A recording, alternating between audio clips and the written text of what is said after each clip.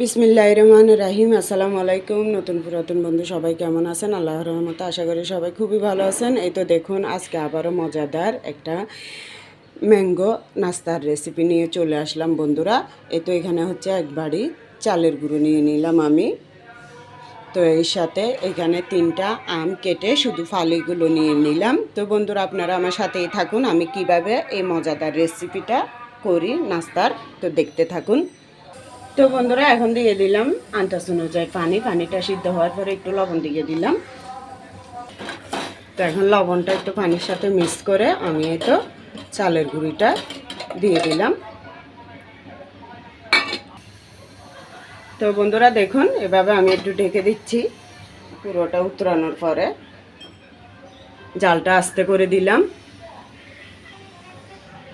তো এখন আমি এগুলোকে নেড়ে দিচ্ছি। নেড়ে এভাবে আমি 1 মিনিট পর্যন্ত 2 মিনিট অথবা 1 মিনিট বসাই রাখবো, যাতে এতে গরমের ভাপে চালের গুঁড়িটা সিদ্ধ হয়ে যায়।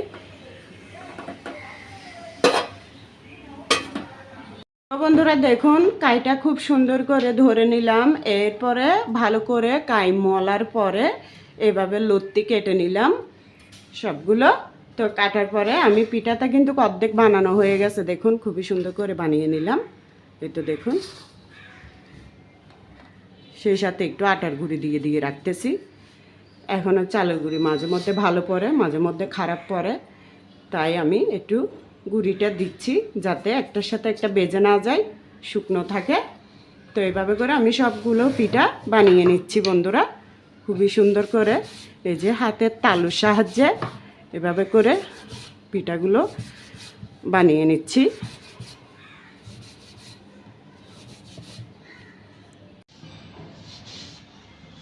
তো খুবই সুন্দর পিঠাগুলো বানিয়ে নিচ্ছি বন্ধুরা, দেখুন কিভাবে বানাচ্ছি। তো আমি আস্তে ধীরে বানাচ্ছি আপনারা বোঝার জন্য, যদি এখানে লেগে যায় একটু আটা দিয়ে। এই যে দেখুন তালুটা কি লাল হয়ে গেছে, এটা দিয়ে পিঠা বানানো খুব সুবিধা হয় হাতের তালুতে এভাবে বানাতে। এখন আমার পিঠাটা বানানো হয়ে গেছে। তো এখন এটাকে আমি সবগুলো কিন্তু দেব না বন্ধুরা, এখানে শুধু এই যে বাটি দিয়ে আটা নিছি এক বাটি, দেখুন এক বাটিতে মাশাআল্লাহ কতগুলো হয়েছে। তো যেহেতু আমি দুধটা 1 কেজির মধ্যে করব, তাই আমি বেশি দেব না। তো এটার মধ্যে এক বাটি পুরিয়ে সমান করে দিয়ে দেব, কেননা দুধ হচ্ছে অল্প, 1 কেজির মধ্যে করতে হবে। আর এই অল্পটা আমি রেখে দেব। এটাকে যদিও আপনারা চান করে থাকেন এভাবে, তাহলে একটু পয়নে দিয়ে মানে একটু ভাপার উপরে দিয়ে কিছুক্ষণ 5-10 মিনিট ভাপার উপরে রেখে তারপরে দিয়ে এটা শুকিয়ে মানে ফ্যানের নিচে রেখে অনেক দিন রেখেও খাওয়া যায় যদি বেশি করা যায়। তো আমি আজকে শুধু এই এক বাটি দিয়েই আমি নাস্তার রেসিপিটা তৈরি করব। তো চলুন। তো বন্ধুরা আপনারা চাইলে এটা আরেকটু ছোটো করে করতে পারেন, মানে আমি একটু তাড়াহুড়োর জন্য আর ঘরে খাওয়া হবে তাই একটু বড় বড় করে ফেলছি। যত চিকন হয় ততই পিঠাগুলো অনেক সুন্দর হয়। তো দেখুন বন্ধুরা এখানে 1 কেজি গরুর দুধ। তো এটাকে কিন্তু আমি আগে জাল দিয়ে রাখছি, তাই একটু কালারটা কিন্তু অন্যরকম লাগতেছে। তো এখানে আমি একটা বড় দেখে তেজপাতাকে 3-4 টুকরো করে দিয়ে দিলাম, সেই সাথে 1 টুকরো দারুচিনি আর 2টা এলাচ দিলাম। তো এগুলো দিয়ে আমি দুধটাকে আবারও ফুটিয়ে নেব, যেহেতু আগের ফুটানো দুধ নর্মালে রেখে দিয়েছিলাম।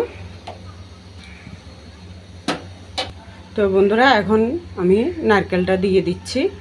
তো নারকেলটা আমি আমার স্বাদ অনুযায়ী দিলাম, আপনারা যে পছন্দ করলে দিবেন, নাইলে শুধু আমের মাধ্যমে করলেও হবে। তো আমি নারকেলটা আমার ভীষণ প্রিয়, তাই একটু নারকেলও দিলাম। তো বন্ধুরা এখন আমি দিয়ে দেব স্বাদ অনুযায়ী চিনি। কিন্তু এইসব পিঠা কিন্তু নারকেল আর দুধের মাধ্যমে বেশি খাওয়া হয় আমাদের চট্টগ্রামে। তো দিয়ে দিলাম আমি এই তো 3 চামচ চিনি।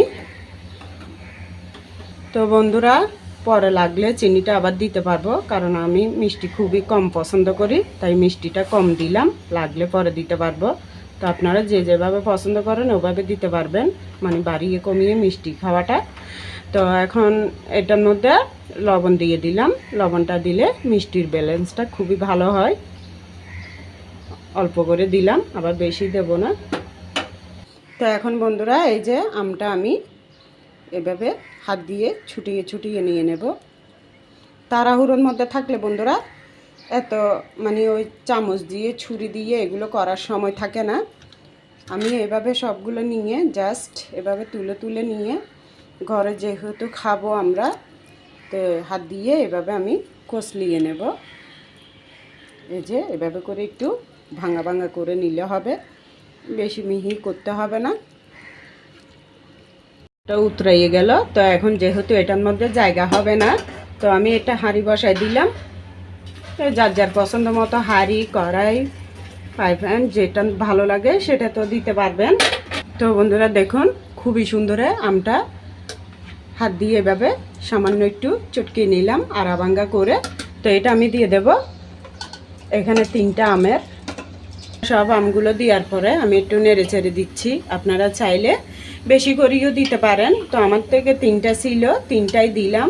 আর যেগুলো আনছে ওগুলো এখনও কাঁচা, পুরোপুরি পাকে নাই। যেহেতু আমি এটা মিষ্টি খাবার করতেছি নাস্তা, তো মিষ্টির মধ্যে প্রচুর মিষ্টি থাকলে আমটা চুটকি পিঠার রেসিপিটা খেতে খুবই ভালো লাগবে। তো বন্ধুরা আমরা তো এই চট্টগ্রামে এটাকে গুঁড়া পিঠা বলি, তো গুঁড়া পিঠাকে চুটকি পিঠাও বলা যায়। তো দেখুন এটা ভালো করে আমি উতরাই নিলাম। আম যদি টক হয় তাহলে দুধটা কিন্তু ফেটে যাওয়ার ভয় থাকবে, তাই আমার এই দেখুন আপনারাই দেখে বলুন। এই দেখুন দুধটা একদম যেরকম দিছি সেরকমই আছে, ফাটে নাই। টক আম পড়লে কিন্তু দুধটা ফেটে যাবে। তো বন্ধুরা দেখুন জাস্ট কালারটাই, এটা যদি খোলামেলা একটা হাঁড়ির মধ্যে হতো এটা কিন্তু আরও সুন্দর লাগতো। তো এভাবে কিন্তু ভীষণ সুন্দর লাগতেছে। তো বন্ধুরা এতেও উতরাইয়ে গেল দুধের দুধ আর আমটা। তো এখন আমি এতো চুটকি পিঠাটা দিয়ে দেব বন্ধুরা। এতো দিয়ে দিলাম।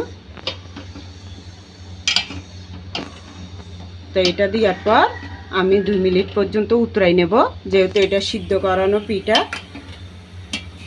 তাই বেশিক্ষণ দিলে কিন্তু আবার ভেঙে যাওয়ার সম্ভাবনা থাকবে।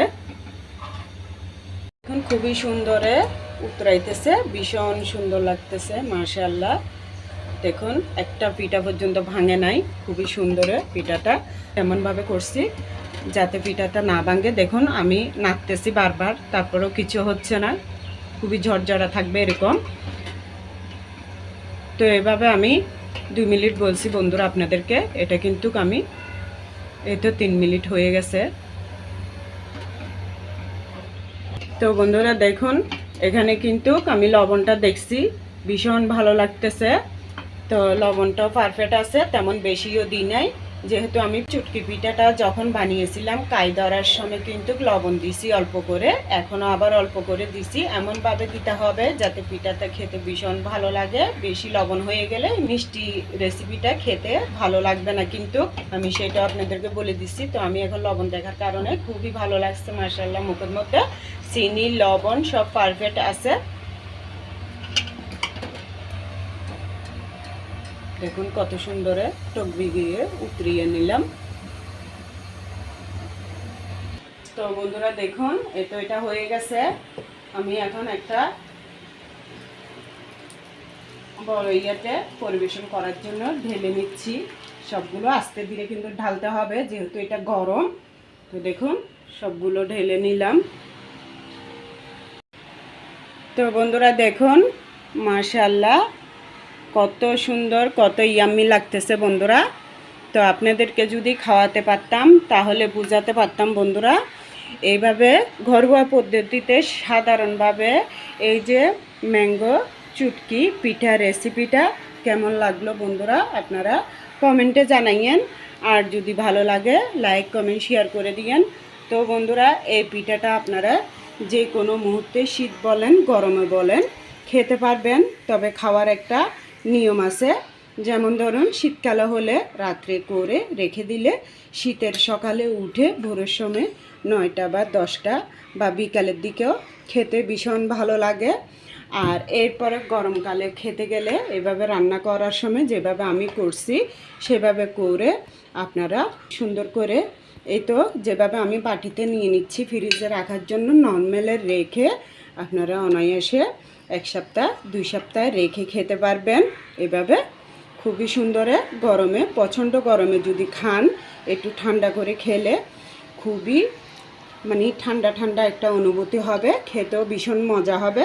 তো বন্ধুরা আমি পিঠাটা কমই দিছি, অবশ্যই আমি সবগুলো দিলেও এই দুধের মধ্যে পারফেক্ট হতো। তো কালারটা কিন্তু আমার মোবাইলে তেমন আসতেছে না বন্ধুরা, এটা কিন্তু মানে পুরো ম্যাঙ্গো কালারটাই, মানে যেভাবে ম্যাঙ্গোগুলো দেখতেছেন দুধটাই ফুল একদম ঘিয়ে কালার হয়ে গেছে গাঢ়। ওই যে আপনারা পিছনে এই যে এখানে দেখে বুঝতেছেন দূর থেকে সামান্য কিছু বোঝা যাচ্ছে। তো নর্মালি এভাবে আমি কিন্তু 1 বাটি ফুরাইয়ে রেখে দেব।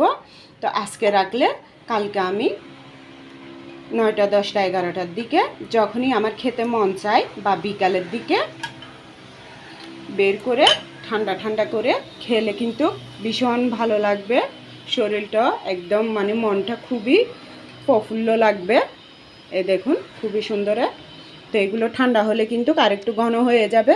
তো ভিডিওটা যেহেতু শেষ করতে হবে বন্ধুরা, তাই আমি শেষ করার জন্য তাড়াহুড়ো করতেছি আর আপনাদেরকে বলে দিচ্ছি কিভাবে রাখবো। এটা সম্পূর্ণ ঠান্ডা হওয়ার পরে আমি এইভাবে ঢাকনাটা দিয়ে নর্মালে রেখে দেব। কালকে খাই অথবা পরশুদিন খাই, তারপরের দিন খাই, যখনই খাই মানে খাওয়া ইচ্ছে করে বের করে খেতে পারবো। তো এটা এক সাইডে রেখে দিচ্ছি আমি ঠান্ডা হওয়ার জন্য। এটা ঠান্ডা হোক, তারপর এদিকে দেখুন খাওয়ার জন্য একটু বেড়ে রাখলাম, যেহেতু মেয়েটা এখন 4টা বাজলে প্রাইভেটে চলে যাবে। তো একটুখানি বেড়ে নিলাম, ও যাওয়ার আগে খেয়ে নিতে পারবে। আর বাকিগুলো আরেকটা বাটি ফুরিয়ে আমি রেখে দেবো, একটু ঠান্ডা হলে কিছুক্ষণ পর বিকালের দিকে নাস্তার মতো করে খাওয়া যাবে। তো বন্ধুরা দেখুন কেমন হয়েছে, আপনারাই দেখে নিশ্চয়ই বুঝতেছেন। যদি ভালো লাগে লাইক কমেন্ট শেয়ার করে দিয়েন। খুবই সহজভাবে আমি ম্যাঙ্গো চুটকি পিঠা রেসিপিটা করে দেখালাম বন্ধুরা, ভীষণ স্বাদের ভীষণ মজাদার। এ তো দেখুন আস্তে আস্তে ঘন হয়ে আসতেছে। তবে এই ম্যাঙ্গোটা দেওয়ার কারণে দুধের সাথে একাকার হয়ে খুবই স্বাদের একটা মিষ্টি গন্ধ পুরো ঘরটা মোমো করতেছে। এমনই একটা স্বাদের রেসিপি করে পিঠা করে দেখালাম আপনাদের সাথে। দুধটা বেশি ঘন হলে বা আমটাও ঘন হলে খেতে ভীষণ ভালো লাগবে, তাই আমি পিঠাটা অল্প করে আপনাদেরকে দেখিয়ে দিলাম। আপনারা চাইলে আমি এক বাটি চালের গুঁড়ি দিয়ে যে সবগুলো পিঠা বানাইছি এই সবগুলো পিঠাও আপনারা দিয়ে করতে পারেন, তাতেও খারাপ হবে না। আমি করছি শুধু একটু ঘন আর খেতে যাতে ভীষণ ভালো লাগে দুধে আর আমের মিশ্রণটাতে, তাই আমি অল্প করে পিঠাটা দিলাম। তো সবাই ভালো থাকবেন, আল্লাহ হাফেজ, আসসালামু আলাইকুম। দেখুন যত তো ঘন হয়ে আসতেছে, একটা পিঠা কিন্তু ভাঙে নাই বন্ধুরা। এটা যেরকম দেখতেছেন সেরকমই সুন্দর থাকবে, একটা পিঠা ভাঙবে না।